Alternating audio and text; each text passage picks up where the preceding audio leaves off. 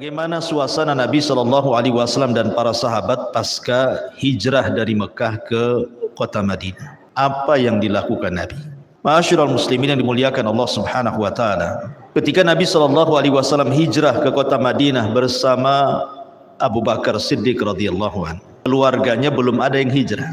Jadi keluarga Nabi masih di Mekah. Makanya kemudian sesampainya Nabi SAW di kota Madinah, dia utus dua sahabat. Pertama Zaid ibnul Harithah, anak angkat Nabi SAW, dan yang kedua Abu Rafi, pembantunya Nabi SAW, untuk menjemput keluarga Nabi dan juga keluarga Abu Bakar Siddiq radhiyallahu anhu. Berangkatlah Zaid ibn Harithah dan juga Abu Rafi dari Mekah, dari Madinah ke Mekah, dan berhasil menjemput 4 dari keluarga Rasul. Pertama Fatimah, yang kedua Ummu Kulthum, yang ketiga Saudah bintu Jam'ah, dan pembantunya Ummu Aiman.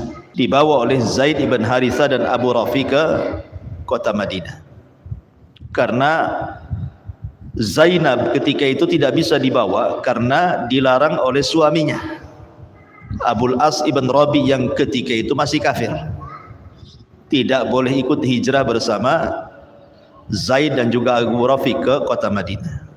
Belakangan Zainab itu baru hijrah, itu pun dalam kondisi hamil, kemudian dihadang dan ketakutan akhirnya keguguran. Dan itu kisah lain Zainab dengan Abul As ibn Rabi. Adapun Ruqayyah sebelumnya sudah hijrah, karena memang Ruqayyah adalah istri daripada Utsman, artinya sudah hijrah sebelum mereka ke Habasyah. Bahkan 2 kali kemudian gabung ke Madinah.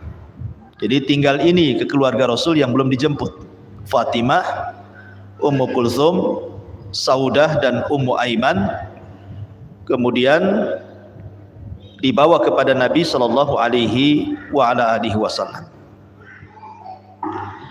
Adapun keluarga Abu Bakar Siddiq radhiyallahu an yang dijemput oleh keduanya adalah istrinya. Istrinya Abu Bakar Siddiq radhiyallahu an juga ikut dijemput oleh Zaid dan juga Abu Rafi. Pertama Ummu Ruman istrinya, kemudian putranya Abdullah, kemudian Aisyah radhiyallahu anha, dan juga Asma, yang ketika itu Asma sedang hamil. Sehingga ketika sampai di Kuba, tempat Nabi SAW singgah 14 hari di Kuba, kemudian mendirikan masjid yang disebut dengan Masjid Kuba itu, Asma melahirkan. Kemudian Nabi SAW mentahniknya dan memberi nama Abdullah ibnu Zubair, putra daripada Asma. Dan itulah bayi yang pertama dilahirkan dari orang-orang muhajirin pasca hijrah mereka dari Mekah ke Madinah. Adapun bayi yang pertama lahir dari orang Ansor adalah Nu'man ibn Bashir. Jadi dari kalangan Ansar namanya Nu'man ibn Bashir, dan dari kalangan Muhajirin namanya Abdullah ibn Zubair. Nu'man ibn Bashir ma'ruf yang meriwayatkan hadis yang halal jelas, yang haram jelas, yang tidak jelas itu syubhat di antara keduanya. Itu yang meriwayatkan sahabat Nu'man ibn Bashir, bayi yang pertama lahir pasca hijrah Nabi dari kalangan Ansar. Tapi bayi yang pertama lahir dari kalangan Muhajirin namanya Abdullah ibn Zubair, putra Asma dari pasangannya Zubair ibn Awwam. Lah ketika itu ada ucapan para dukun di kota Madinah, ada ucapan para dukun yang meramalkan bahwa tidak ada orang-orang Muhajirin yang hijrah dari Mekah ke Madinah yang akan punya anak laki-laki. Semua perempuan anaknya. Qadarullah ketika Asma melahirkan, dan itu bayi yang pertama dilahirkan, rupanya laki-laki, namanya Abdullah, yang diberi nama oleh Rasul Abdullah, kemudian ditahnik dan didoakan berkah. Artinya dari sini dengan kelahiran Abdullah, semua sahabat bertakbir, satu kota Madinah gegar dengan takbir. Kenapa?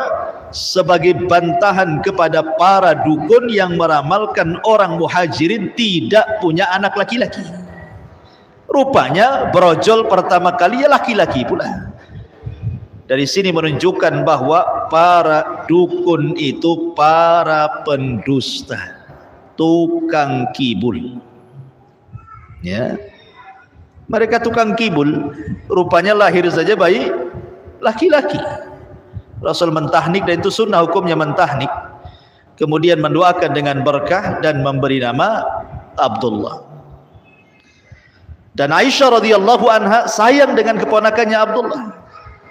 Makanya orang-orang kemudian mengkunyah Aisyah Ummul Mukminin dengan Ummu Abdillah. Aisyah tidak punya anak namanya Abdullah, cuman dia suka gendong keponakannya Abdullah putra Asma, karena Asma saudari Aisyah. Makanya orang menganggap bahwa Aisyah itu seolah-olah ibu daripada Abdullah. Sejak itulah Aisyah dikunyah dengan Ummu Abdillah. Ini peristiwa yang pertama pasca hijrah Nabi dari Mekah ke Madinah. Peristiwa yang kedua adalah tadi lahirnya. Peristiwa yang pertama penjemputan keluarga Nabi dan Abu Bakar. Peristiwa yang kedua lahirnya Abdullah dari Asma. Dan peristiwa yang ketiga, jadi ada orang Ansar itu dalam pembaiatan Aqabah yang bernama Bara ibn Ya'mur. Bara ibn Ya'mur. Ketika Nabi SAW sampai di kota Madinah, Rasul bertanya, "Aina Bara?" Di mana Bara? Kok saya tidak nampak dia? Al-Ansari radhiyallahu anhu. Maka orang-orang mengatakan, "Ya Rasulullah, Bara meninggal sebelum engkau sampai ke Madinah." Ada yang mengatakan meninggal di bulan Safar. Kemudian orang-orang mengatakan, Bara sebelum meninggal berwasiat kepadamu wahai Rasulullah. Wasiat yang pertama agar sepertiga hartanya diberikan kepadamu. Dan wasiat yang kedua agar saat dia detik-detik wafat, dia minta dihadapkan wajahnya ke arah kiblat. Tidak ada satu riwayat yang menjelaskan tentang sunnahnya mengarahkan orang yang sedang sakaratul maut ke arah kiblat kecuali riwayat Bara ini. Riwayat Bara ini. Jadi kalau ada orang sedang sakaratul maut, maka diarahkan ke kiblat, sama dengan ketika jenazah itu dimasukkan ke liang lahat, maka dihadapkan ke kiblat. Maka dalam hadis Bara ini, di antara wasiat Bara adalah meminta saat detik wafatnya dihadapkan ke kiblat. Padahal Nabi SAW tidak mengajarkan kepada Bara kan seperti itu. Tapi ini ijtihadnya Bara mengikuti fitrahnya. Tapi Rasul membenarkan dan mengatakan, sungguh Bara telah mencocoki fitrahnya. Laqad asabal fitrah. Dia sudah mencocoki fitrahnya. Karena style Bara ini lain sendiri. Ya. Jadi ketika Nabi SAW salat pertama kali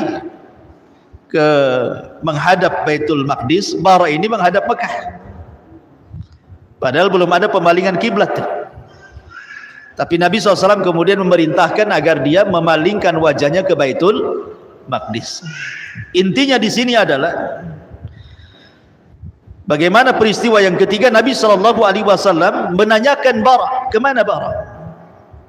Artinya Rasul punya perhatian khusus kepada para sahabat. Ya.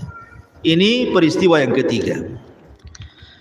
Kemudian peristiwa yang keempat, kita tahu bahwa Yathrib ataupun Madinah dulu itu tempat wabah. Banyak orang-orang yang datang ke kota Madinah itu, mereka sakit kemudian terduduk, terkadang sembuh, terkadang mati. Contoh saja umpamanya ayahanda Rasul. Ketika dia kemudian hendak berniaga ke Syam, mampir di kota Madinah, terkena humma Yathrib, wabah Yathrib. Kemudian sakit 1 bulan, meninggal. Ayahanda Nabi SAW Abdullah meninggal karena terkena wabah humma Yathrib. Lah ketika para sahabat hijrah dari Mekah ke Madinah, seluruh keluarga Abu Bakar Siddiq radhiyallahu an kena humma Yathrib, kena bawah Yathrib. Istrinya Aisyah, Asma, hampir semua, termasuk juga Bilal bin Rabah radhiyallahu an, dan beberapa sahabat juga terkena wabah Yathrib. Sehingga di antara mereka kemudian ada yang mengucapkan hal-hal yang tidak layak diucapkan, seperti Bilal mengatakan, kalaupun harus aku mati, ya Rabb, tolonglah mati saja di Mekah, jangan di sini. Karena ketika itu memang belum ditarbiyah oleh Nabi SAW, sehingga kemudian ucapan mereka macam-macam. Jadi sampailah kepada Nabi SAW ucapan mereka itu. Maka Nabi SAW terenyuh dengan ucapan para sahabat itu. Kemudian Rasul berdoa kepada kota Yathrib ini. Kemudian Rasul mengatakan, Allahumma habib ilayna al-madinata kama ahbabta al-makkata wa sahih lana hawa'uha wa sahih lana hawa'aha wa barik lana fi sa'iha wa muddiha wanqul humaha ila Juhfah. Kata Nabi SAW, ya Allah, cintakan kepada kami kota Madinah ini sebagaimana engkau mencintai kota Mekah. Ya Allah, sehatkanlah cuacanya, jangan ada wabah. Ya Allah, berkahilah sok dan mudnya. Ya Allah, palingkanlah, pindahkanlah wabah ini ke daerah Juhfah, jangan di kota Madinah. Maka sebab itu kemudian Yathrib tidak ada wabah lagi setelah doa Nabi SAW, dan menjadi Thayyibah, menjadi negeri yang baik. Makanya disebut Al-Madinatu At-Thayyibatu, kota yang baik. La Aisyah radhiyallahu anha, ketika dia terkena humma Yathrib, dan juga Abu Bakar Siddiq radhiyallahu juga terkena humma Yathrib, Aisyah datang menanyakan soal kabar bapaknya dan mengatakan, ya abi, wahai bapakku, bagaimana kondisimu? Bagaimana kondisimu wahai abi, wahai bapakku? Kaifa tajiduka ya, apa yang kau rasakan wahai ayah? Bagaimana kondisimu? Sehat atau tidak? Maka Abu Bakar Siddiq radhiyallahu anhu mengucapkan satu kalimat baik sekali. Apa kata Abu Bakar kepada Ummul Mukminin Aisyah radhiyallahu an? Kullu mri'in munabbahun fi ahlihi wal mautu adna min syiraqi na'lihi. Apa kata Abu Bakar? Kullu mri'in musabbahun fi ahlihi wal mautu adna min syiraqi na'lihi. Terkadang setiap orang, mereka tidak merasa mereka senang di tengah-tengah keluarganya, padahal kematian sudah mengintai lebih dekat dibandingkan tali sandalnya. Terkadang orang lupa dengan kematian, kan? Apalagi kalau sedang senda gurau, tertawa-tertawa, bahagia, lupa kematian. Kata Abu Bakar, padahal kematian sedang mengintai dia, dan kematian jauh lebih dekat kepada dia dibandingkan sandal, tali sandalnya. Abu Bakar Siddiq radhiyallahu an mengingatkan Aisyah radhiyallahu anha bahwa sewaktu-waktu kematian itu akan datang. Ya, karena kematian itu antrian manusia. Kemarin si anu, tadi si anu, nanti malam pula kita. Siapa yang tahu kematian? Kematian kan rahasia Allah. Ya. Ma'asyiral muslimin yang dimuliakan Allah Azza wa Jalla. Ini kegiatan Nabi SAW juga mendoakan penduduk Madinah. Akhirnya kemudian Madinah menjadi kota yang indah, yang bersih cuacanya, dan tidak ada penyakit sampai hari ini. Ma'asyiral muslimin yang dimuliakan Allah Azza wa Jalla, ketika sampainya Nabi SAW di kota Madinah, kemudian 14 hari di Kuba dan mendirikan pondasi Masjid Kuba, kemudian langsung ke kota Madinah. Maka yang pertama kali Rasulullah SAW singgah di rumah siapa? Di rumah Abi Ayyub Al-Ansari radhiyallahu. Rumah Abi Ayyub ini adalah rumah yang pernah dibuat oleh seorang raja Yaman namanya Tuba. Ya, pernah dengar Tuba? Tuba itu orang yang memprediksi tentang kenabian. Dalam Al-Quran disebut kaumnya kaum Tuba. Rajanya disebut Raja Tuba, namanya Tuban As'ad. Raja Tuba ini ketika ke Madinah hendak menyerbu Yathrib dan menghancurkan kota Madinah. Kenapa? Gara-gara anaknya dibunuh penduduk Madinah, marah dia. Dia bawa pasukan besar, kemudian hampir menghancurkan kota Madinah Yathrib. Tetapi dinasihati oleh dua tokoh Yahudi, jangan, karena Madinah adalah tempat hijrahnya Nabi. Akhirnya dia pun masuk Yahudi. Nah, sejak itulah dia meletakkan satu tempat dan mengatakan mudah-mudahan tempat ini akan jadi tempat tinggal seorang Nabi. Rupanya tempat itu belakangan ditinggali Abi Ayyub Al-Ansari dan Rasul singgah di situ. Sampai bangunnya Masjid Nabawi dia tinggal di rumah Abi Ayyub Al-Ansari. Subhanallah ya. Ramalan Raja Tuba ini. Lah Nabi SAW mulailah dia membangun masjid sebelum membangun rumahnya. Ada yang mengatakan masjid itu selesai 6 bulan, ada yang mengatakan 1 bulan, ada yang mengatakan 17 hari, wallahu a'lam. Tapi yang jelas bahwa Rasul kemudian membangun Masjid Nabawi yang kemudian menjadi masjid terbanyak pahalanya setelah Haram, kemudian setelah Nabawi baru Masjidil Aqsa. Lah Nabi SAW itu layaknya para sahabat. Dia mencontohkan seorang leadership, seorang pemimpin. Jadi saat membangun masjid itu kan tanahnya milik Sahal dan Suhail. Ada anak yatim namanya Sahal, adiknya namanya Suhail. Lah unta Nabi SAW diprak di situ. Kemudian Rasul bertanya, ini tanah siapa?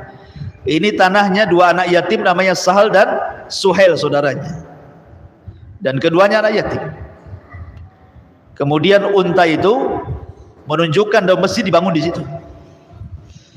Nabi SAW kan tidak mau gratis, tidak mengatakan wakafkanlah kepada aku, tidak. Tidak seperti kita ya. Ya, masjid ada tanah sebelah, wakafkan aja lah ke masjid gitu. Ini enggak ya.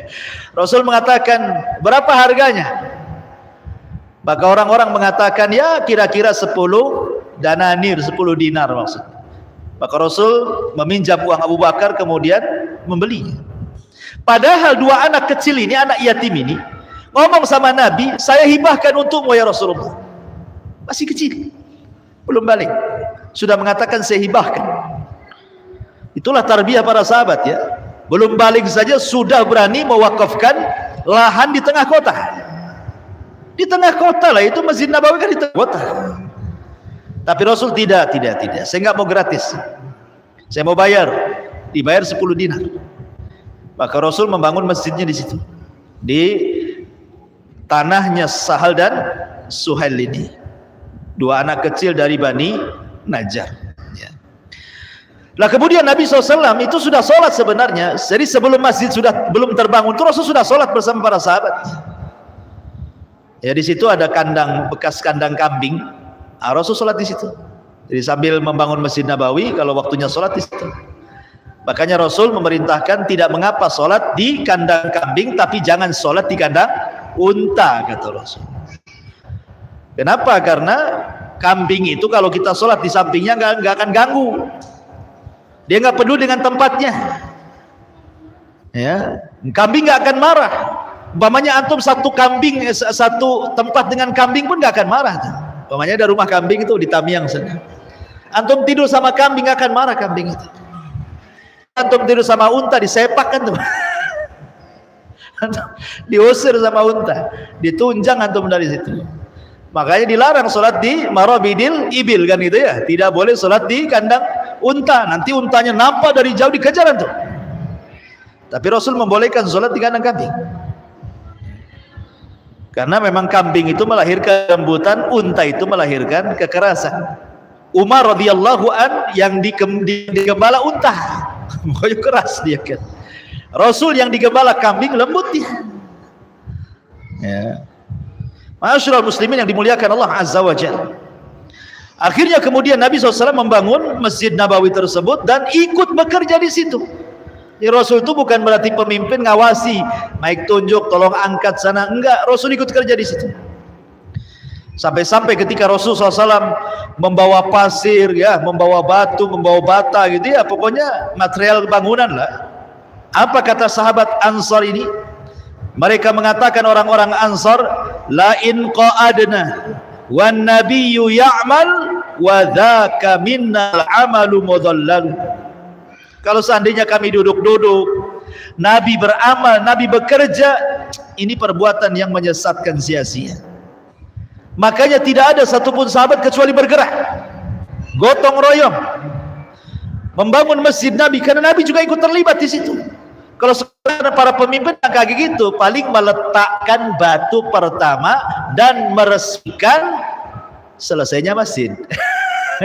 Datang meletakkan batu, sudah jadi, ganting pita. Itu kalau pemimpin sekarang nggak ikut terlibat kan dalam pembangunan. Ya. Nabi SAW ikut terlibat mulai peletakan batu sampai selesai.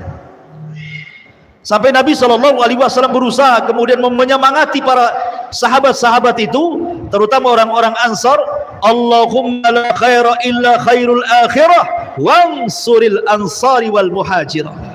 Ya Allah, tidak ada kebaikan kecuali kebaikan akhirat. Ya Allah, tolonglah orang-orang Ansar dan Muhajirin. Rasul mendoakan mereka sambil kerja. Ya, sambil kerja itu memberi tasjih, semangat gitu ya. Harus kan begitu ya. Kita harus semangat seperti Rasul menyemangati orang-orang Ansar dan Muhajirin saat kerja bakti. Ya nggak apa-apa kalau kita kan semangat ya. Teh tariknya, bakwannya, gorengannya, ayo semangat kan itu ya. Nggak masalah, demi kebaikan. Rasul kan ngasih semangat seperti itu. Bukan hanya ucapan saja ya, kalau kita makanan datang, ayo semangat. Saya yang beli minumannya, saya yang beli makannya, saya yang makannya, katanya. Ini yang terakhir yang lebih semangat lagi.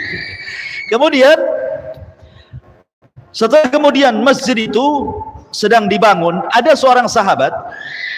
Sahabat ini namanya Ammar ibn Yasir. Orangnya kuat, Ammar ibn Yasir itu. Orang-orang bawa, umpamanya kalau batu bata itu, orang-orang di punggungnya kan belum ada gerobak pasir zaman dulu kan. Ya di pangku lah. Kadang-kadang 2 bata, Ammar ini bisa 3-4 bata. Jadi yang menaikkan bata itu sengaja diberat-beratkan Ammar itu karena Ammar kuat. Jadi Ammar ini mengeluh kepada Nabi SAW, qatalani ya Rasul, qataluni ya Rasulullah. Mereka hendak membunuhku, masa orang-orang bawa segitu, mereka ngasih aku banyak kayak gini katanya. Qataluni, mereka hendak membunuhku. Tapi Rasul mengatakan, laisu yaqtuluka ya Ammar, mereka tidak hendak membunuhmu, akan tetapi innama taqtuluka fi'atun baghiyah. Orang yang akan membunuhmu kelak adalah para pemberontak, kata Rasul. Ya. Rasul mengatakan kepada Ammar ibn Yasir radhiyallahu an, ketika dia ngeluh gara-gara ada sahabat ini naruh berat kali di punggungnya si Ammar ini, kata Ammar, ya Rasulullah, yaqtuluni, mereka hendak membunuhku. Kata Rasul, bukan, mereka bukan pembunuhmu, tapi pembunuhmu wahai Ammar fi'atun baghiyah, kelak para pemberontak yang akan membunuhmu. Ini kabar nubuah, ikhwan. Rasul ketika ngomong begitu bukan bercanda. Karena kemudian Ammar betul-betul mati syahid di perang apa? Di perang ketika Ali dan Muawiyah berselisih di perang Siffin. Di mana tentara Ali radhiyallahu an berperang melawan tentara Muawiyah, perang saudara, salah paham. Tiba-tiba kemudian di dalam tentara Ali itu ada sahabat yang meninggal, setelah dilihat rupanya siapa? Ammar ibn Yasir. Dari sini kita tahu bahwa Ali di atas kebenaran dan Muawiyah dianggap pemberontak. Karena Rasul yang mengatakan kan, yang akan membunuh adalah para pemberontak. Tetapi walaupun demikian kita tidak bisa mencela Muawiyah. Karena Muawiyah tidak hendak memberontak. Dia mengakui akan kekhilafahan Ali. Cuman dia menunda baiatnya sampai Ali mau menangkap para pembunuh Utsman. Tapi Ali beristihad lain, tidak bisa saya tangkap para pembunuh Utsman itu. Di belakang mereka kabilah besar.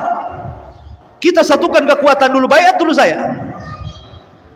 Muawiyah tidak mau, terjadi perang. Jadi masing-masing datang istihad kan.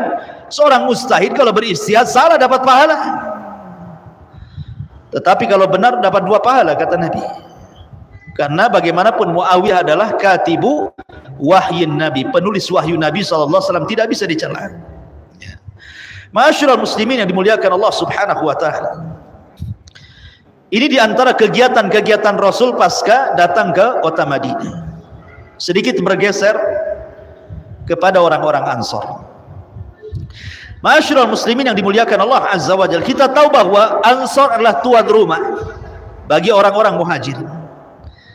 Perhatikan ayat Al-Quran yang menceritakan tentang orang-orang Ansar dalam surah Al-Hasyr ayat 9. Allah mengatakan, walladzina tabawwa'ud dara wal iman min qablihim yuhibbuna man hajara ilaihim wala yajiduna fi sudurihim hajatan mimma utu wa yu'thiruna ala anfusihim walau kana bihim khasasah. Dan orang-orang yang mereka tinggal di Dar, sebuah daerah yang penuh dengan keimanan sebelum mereka, maksudnya orang-orang Muhajirin yang datang ke kota Madinah. Jadi orang-orang Ansar itu yuhibbuna man hajara ilaihim, sangat mencintai orang-orang yang hijrah dari Mekah ke Madinah. Dan mereka tidak mendapati dalam hati-hati mereka keberatan terhadap apa yang mereka berikan kepada orang-orang Ansar. Wa yu'thiruna ala anfusihim walau kana bihim khasasah. Bahkan mereka mengutamakan orang-orang Muhajirin walaupun orang-orang Ansar dalam posisi kesulitan. Ikhwan, kalau kita melihat sejarah, belum ada kecintaan sebuah kaum melebihi kecintaan orang-orang Ansar kepada Muhajirin. Belum ada kecintaan sebuah kaum kepada saudaranya melebihi kecintaan orang-orang Ansar kepada Muhajirin. Makanya Allah Subhanahu wa taala gambarkan dalam surah Al-Hasyr. Ketika orang-orang Muhajirin dari Mekah datang ke kota Madinah, maka Nabi SAW ketika itu berusaha untuk mempersaudarakan antara orang-orang Muhajirin dan Ansar. Salah satu bentuk persaudaraan yang dipersaudarakan Nabi SAW ketika itu adalah bukan hanya saling membantu, tetapi orang-orang Ansar diwajibkan mewarisi hartanya kalau mereka meninggal melebihi kerabat mereka. Jadi kalau seandainya ada orang Ansar meninggal, maka hartanya diambil orang-orang Muhajirin semua dan didahulukan dibandingkan kerabatnya sendiri. Seolah-olah apa? Ukhuwah agama lebih kuat dibandingkan ukhuwah nasab. Itu di permulaan tuh. Ya. Tetapi kemudian setelah perang Badar dihapus. Khusus waris mewarisi dihapus. Tidak ada lagi kecuali yang ada hubungan kerabat. Tapi bagaimana orang-orang Ansar? Bukan hanya bicara waris. Ketika orang-orang Muhajirin datang, mereka datang kepada Nabi SAW dan mengatakan, ya Rasulullah, kami punya kebun kurma. Kami punya kebun kurma. Nanti setiap hasil ya Rasulullah, kami bagi 2. Separuh untuk kami, separuh untuk orang Muhajirin. Tapi Nabi SAW tidak mau membuat malas orang-orang Muhajirin dan mengatakan, tunggu dulu wahai Ansar. Kemudian Rasul mengatakan kepada para Muhajirin, kalian harus bekerja bersama orang Ansar, jaga kebun mereka, bertani bersama mereka, nanti hasilnya dibagi 2. Rasul mengajarkan bekerja, padahal orang-orang Ansar sudah mengatakan tidak perlu kerja, nanti kalau panen kita bagi 2, kan enak tuh. Tapi Rasul mengatakan tidak kepada orang Muhajirin, kalian harus ikut kerja juga, baru dibagi 2 gitu maksudnya. Bagaimana kecintaan orang Ansar membagi 2 harta kepada orang-orang Muhajirin yang tidak dikenal sebelumnya, karena hanya ukhuwah imaniyah. Kemudian juga kasusnya Abdurrahman bin Auf yang sering kita kisahkan kan. Dia dipersaudarakan dengan siapa? Sa'd bin Rabi. Sa'd bin Rabi. Dan Sa'd bin Rabi mengatakan dirinya dalam sebuah riwayat, saya ini orang yang paling kaya, katanya. Sa'd bin Rabi mengatakan, saya adalah orang yang paling kaya di kota Madinah. Seandainya 1/10-nya saja kekayaan Sa'd bin Rabi diberikan kepada Abdurrahman bin Auf, itu sudah kaya Abdurrahman bin Auf. 1/10-nya saja. Tetapi Sa'd bin Rabi mengatakan kepada sahabat Muhajirin Abdurrahman bin Auf, dia mengatakan, aku punya harta, ku bagi separuh. Padahal 1/10-nya saja sudah kaya. Gimana separuh? Orang kayak di zaman sekarang kayak gitu nggak ada. Jangan lagi cerita dengan saudara seiman, dengan kerabatnya saja nggak ada. Mau ngasih separuh hartanya, punya 2 perusahaan nih, adekku kok ambil, nggak ada ceritanya. Nanti orang-orang mengatakan udah gila tuh Pak, katanya. Udah gila, nggak tahu makan obat apa dikasihkan katanya duitnya, katanya. Jadi orang Ansar sampai seperti itu kepada Abdurrahman bin Auf, sampai membagi hartanya dibagi 2, rumahnya 2 rumah dikasih satunya untuk dia satunya. Sampai yang menjadi kritikan para ulama adalah ketika bicara istri, kata Sa'd bin Rabi, aku punya 2 istri, kau pandang keduanya, mana yang lebih cantik kau tunjuk dia, ku ceraikan dia, habis masa idahnya ku nikahkan kau dengan dia. Ini menjadi kritikan para ulama. Kok bisa seorang sahabat menjatuhkan dirinya? Mana sikap kelaki-lakiannya? Masa mau menceraikan istrinya? Emang salah apa istrinya? Paham ya di sini ya? Ini kan menceraikan istri, istri ini salah apa? Kenapa diceraikan kemudian dinikahkan dengan orang? Mana sikap kejantanannya, kelaki-lakiannya, gitu maksudnya. Ya, kenapa dilakukan seperti itu? Apa alasannya?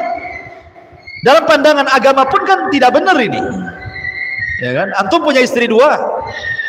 Kemudian datang saya ke rumah antum. Mau nambah istri enggak, katanya? Oh mau. Aku pandang istri saya itu, mana yang cocok besok keceraikan, tunggu masa idahnya, poligamilah dengan istri saya. Mana sikap cemburu antum? Laki-lakinya antum mana? Gitu ya. Rujulahnya itu mana gitu? Kok bisa dia? Emang salah apa istri itu diceraikan gitu, dinikahkan dengan orang? Iya kalau dia mau, kalau enggak. Ayo.